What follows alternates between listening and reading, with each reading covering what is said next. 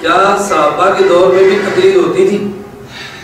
ہم نے کہا صحابہ کے دور میں نہیں، اللہ کے نبی کے دور میں بھی ہوتی تھی۔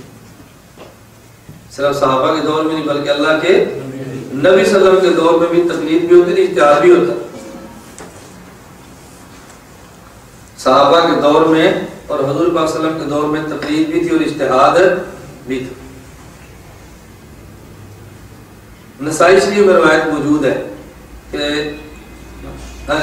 صحیح بخاری میں روایت موجود ہے، غزوہ خندق سے فارغ ہونے کے بعد جب نبی کریم صلی اللہ علیہ وسلم غزوہ خندق سے فارغ ہونے کے بعد بنو قریظہ کا رخ کیا تو حضور فرمایا لا یصلین احد العصر الا فی بنی قریظہ، کہ تم عصر کی نماز بنو قریظہ کے محلے میں جا کے پڑھنا۔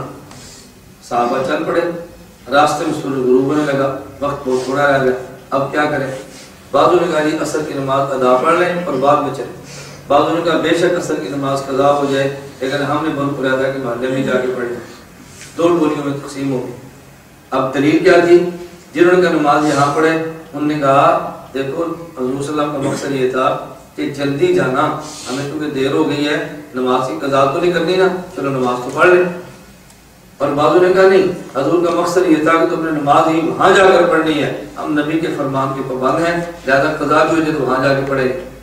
اب یہ رائے دینے والے تو تھوڑے تھے نا، اجتہاد کرنے والے، اور باقیوں کی بات ماننے والے تھے، کچھ نے نماز قضا پڑھ لی، کچھ نے نماز ادا پڑھ لی۔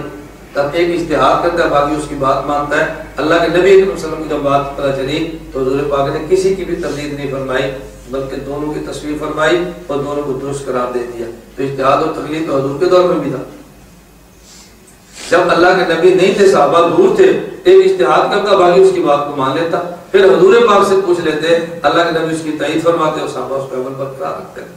اللہ میں بات سمجھنے کی توفیق عطا فرمائے۔